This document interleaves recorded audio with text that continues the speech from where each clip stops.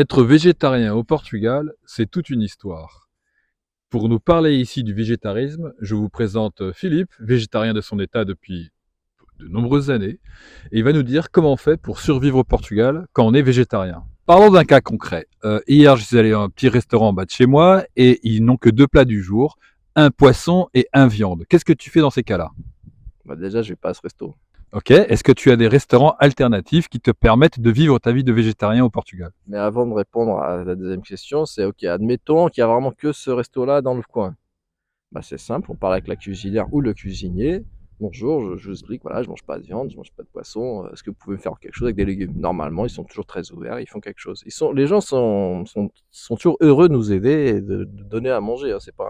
C'est même un challenge pour eux. Donc, il n'y a pas de souci aussi à ce niveau-là, hein. Donc moi j'avais déjà vu des amis végétariens qui étaient venus avec moi, hein, et ils avaient mangé dans un restaurant et en fait, en gros ce qu'ils avaient fait c'est qu'ils avaient retiré juste la viande de leurs frites et de leur riz.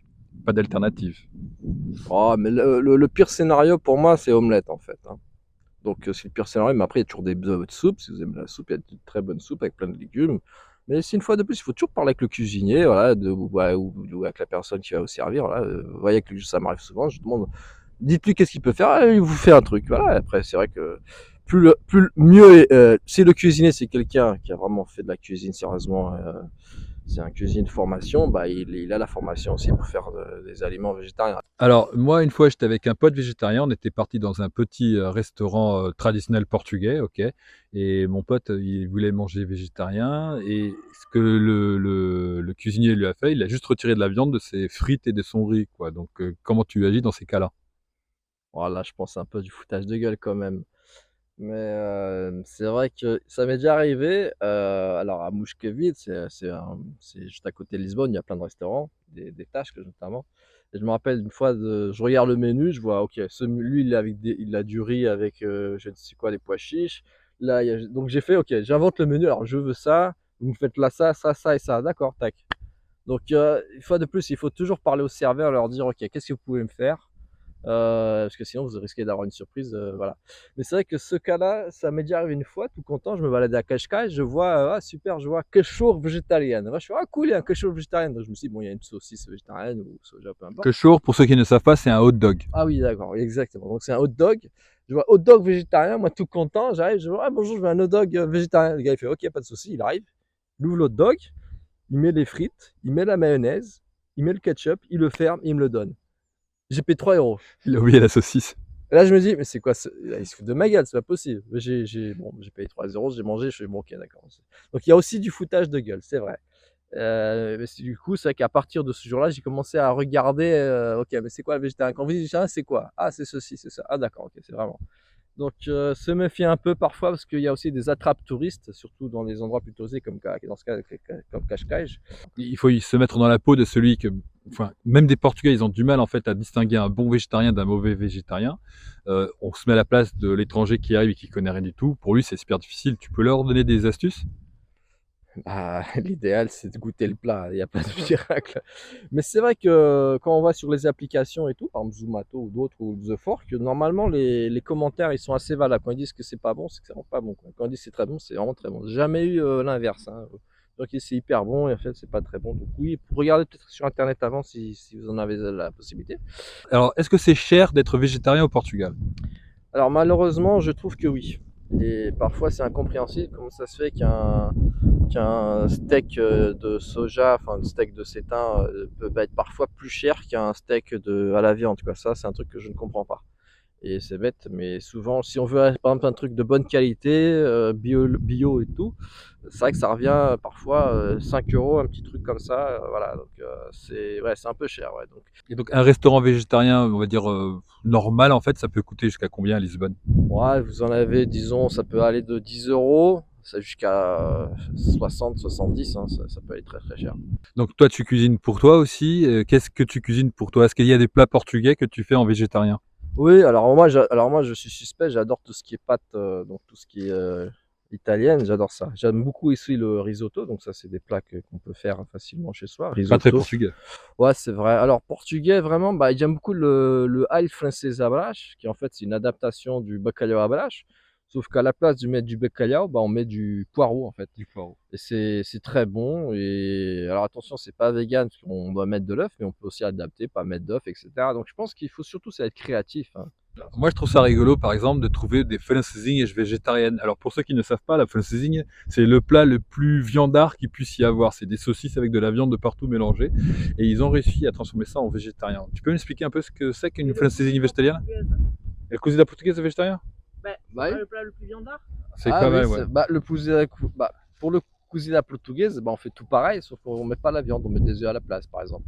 On met la pomme de terre, la carotte, comment on dit, la couve, Le chou, le chou. ouais, le chou, voilà, et après on met un œuf, et après d'autres pourraient mettre au lieu d'un œuf, ils mettraient un steak au sétin. Bon, on l'appelle, bah, comme bacalhau à Brás, parfois on peut l'appeler bacalhau à Brás entre guillemets, mais voilà, Il n'y a pas de il n'y a bacalhau. pas de bacalhau. Là, pour le coup du cozida portugaise, on met des guillemets cozida portugaise, et on sait qu'il n'y aura pas de viande, mais qui a un peu l'esprit du cozida portugaise. Bah tiens, je me rappelle aussi d'un autre plat très connu, c'est il y a le tofu alligareiro. En fait, À la galerie. ouais, bah voilà, c'est pareil, sauf que au lieu d'avoir du bacalhau, bah, vous avez du tofu avec des pommes de terre aussi au moule. Très bon aussi, bien fait. Non, mais c'est marrant de prendre un plat connu typique portugais et et de le réinventer en version végétarienne. Et ça peut être tout aussi bon, voire mieux. Donc, je pense que la plus grande préoccupation quand on est végétarien, pour ainsi dire, c'est on doit chercher dans le supermarché le substitut de la viande. Donc, c'est-à-dire que ça sera des steaks de soja, ça sera des saucisses au tofu, enfin du tofu tout simplement, des steaks aux champignons. Moi, j'aime beaucoup les champignons, je fais beaucoup de trucs à base de champignons aussi. Donc, voilà, à partir du moment où vous avez acheté ces accompagnements, parce que vous n'avez pas la patience ou le temps de le faire chez vous, après, vous mettez ce que vous voulez, légumes, pâtes, voilà. Donc, au Portugal, on mange énormément de poissons. On est le deuxième pays au monde à manger le plus de poissons par habitant. On mange beaucoup de sardines, beaucoup de morue, bacalhau. Quels sont ici les produits qui remplacent le poisson pour un végétarien? Alors là, évidemment, je vais penser à la fameuse fête qui se fait du 12 au 13 juin au Portugal, enfin notamment plutôt à Lisbonne. C'est la Festa dos Santos. C'est une grande fête où normalement tout le monde sort dans la rue le soir et on va tous picoler quelque chose, boire une bière, du vin, peu importe. Et on mange des Et sardines. on mange des sardines parce que c'est là où on est censé manger beaucoup de sardines. Alors évidemment, ça sent la sardine dans toute Lisbonne. C'est plutôt agréable, même pour moi. Ça sent la fête en fait, ça sent la fête. Mais même ce jour-là, il y a un restaurant végétarien à Grasse qui fait tout le temps des sandwichs avec du sétin à l'intérieur, arrosé avec de l'orange, très très bon aussi. Donc ça ne nous empêche pas de faire la fête, d'en profiter aussi, quoi. Donc, c'est possible pour la fête de Saint-Antoine ou de Saint-Jean à Porto de s'amuser aussi en tant que végétarien. Ah bien sûr, absolument, hein. Après, il faut chercher. Après, évidemment, au fur et à mesure, moi, je connais déjà les endroits, et cetera, donc c'est plus Parce que tu facile. connais, ouais. Mais c'est vrai que même pour qui découvre pour la première fois, il faut juste qu'il soit attentif, il regarde un peu à droite à gauche, en espérant de ne pas se faire de se faire avoir Oui. avec le hot dog végétarien. Donc, il doit comme se poser la question, qu'est-ce qu'il y a dedans? Et après, l'avantage, c'est que comme il y a moins de gens, il y a moins de végétariens, il y a moins de queues, donc du coup, ça va plus vite pour vous. Vous n'êtes pas obligé d'attendre parfois 1 heure pour avoir 3 sardines à 7 € par exemple. Voilà, donc voilà, On a moins l'impression de se faire avoir en tant que végétarien, du ouais, coup, c'est ouais. vrai. Bon, ouais, exactement, exactement. Ouais. Ok. Mais sinon, tu connais des restaurants qui sont juste végétariens, en fait? Ah bah, en tout bah, moi, comme je suis à Lisbonne, il y en a partout, hein, ça, c'est pas un souci. Il y en a de plus en plus d'ailleurs, mais pas forcément il y en a de toutes les qualités, hein. Parfois, c'est trop cher pour ce que c'est, vaut mieux manger chez soi. Mais tout ce qui est même des restaurants qui sont pas uniquement et exclusivement végétariens, on a par exemple, bah, les Indiens, comme tout le monde, c'est quand même habitué, ils ont toujours un plat végétarien, les Italiens, il y a toujours plein de plats végétariens, la cuisine portugaise, on a surtout les soupes, et après il y a quelques adaptations à droite à gauche, mais il y a plusieurs restos végétariens. Tu dois retirer la chorizo de caldo verde, par exemple. Ouais, ça peut arriver. Après, ça dépend si vous êtes un végétarien strict, au sens, il faut surtout pas qu'il y ait de contamination. Ou alors vous êtes un végétarien comme moi qui est un peu plus relax, c'est-à-dire que je suis pas fondamental. Donc si j'ai faim, voilà, je donne le chorizo à l'autre personne. Et sinon, au quotidien, quand tu dois faire les courses, est-ce que tu trouves facilement de quoi cuisiner végétarien? Bah, c'est surtout à base de légumes, donc les légumes, il y en a partout.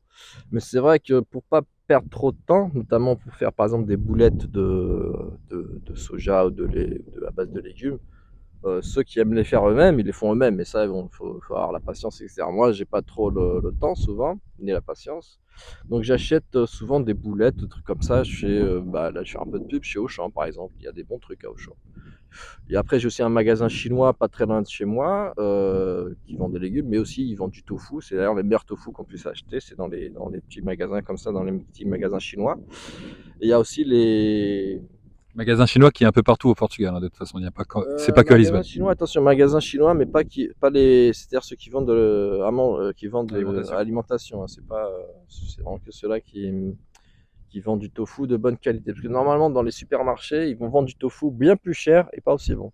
Parce qu'ils ont pas, il n'y a pas cette culture comme en Asie, hein, finalement. Il y a même des marchés spécialisés. Il y a par exemple le Slade qui est connu, il y en a d'autres. Aujourd'hui, c'est vraiment très très simple. C'est vraiment Ok. pas. Bah, maintenant, vu que toi, tu es comme moi, hein, franco-portugais en famille, etc. Quand tu viens dans la famille, est-ce que tu as pas des soucis avec ta maman qui adore cuisiner de la viande? Comment tu fais pour gérer ce genre de choses? Alors c'est vrai qu'au début, c'était un peu compliqué pour elle.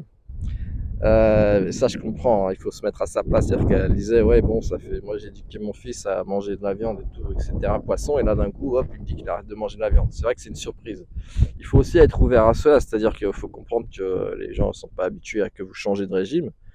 Donc, et forcément, elle croyait que c'était une mode qui allait passer. Donc, elle se dit, bon, là, il est végétarien pendant quelques mois, mais après, ça allait passer. Donc, elle essaie à chaque fois de mettre de la viande, du poisson, vas-y, mange, mange, mange. Mais quand elle a vu qu'effectivement, non, que c'est pas une mode, maintenant, ça fait déjà plus de 10 ans quand même. Donc, finalement, au bout de, je sais pas, moi, peut-être au bout de 2-3 ans, elle s'est fait à l'idée, hein, quand même. 3 ans quand même Ouais, avant de s'habituer à son fils végétarien. ouais, 2-3 ans. Ouais, non, c'est pas la première année. Non, c'est vraiment 2-3 ans. Et seulement au bout de ce temps-là, elle s'est dit, bon, ok, là, il déconne pas, il est vraiment végétarien, ok. Et finalement, après, bah, c'est aussi bien pour elle, parce qu'elle a pu regarder qu'est-ce qu'elle peut faire comme recette. Elle a pu bah, grandir en tant que cuisinière, en quelque sorte, se cultiver aussi, hein. C'est bien de faire d'autres choses, d'autres plats. C'est sympa quand même. Ça ouvre l'esprit, c'est bien. Toi derrière la caméra, arrête de rigoler s'il te plaît. Non, mais c'est vrai, moi-même, j'ai décidé de prendre, quand j'ai pris la décision d'être végétarien, moi aussi, j'ai dû m'éduquer. Ok, qu'est-ce qu'on peut faire, qu'est-ce qu'il y a comme plat à faire, comment ça se passe, etc. Donc, il y a toute une éducation à faire, hein. C'est surtout Donc ça, il a hein. droit à des plats spécifiques rien que pour lui, faut quand même me dire. Maintenant parlons tout simplement, ici il y a souvent des fêtes pour nous en famille, hein, et par exemple dans un mariage, on n'a pas forcément pensé aux végétariens, on n'a pas encore ce réflexe-là. Toi comment tu gères ça? Bah, en fait, il faut le dire direct, il faut dire attention, tout ce qui est fête, etc.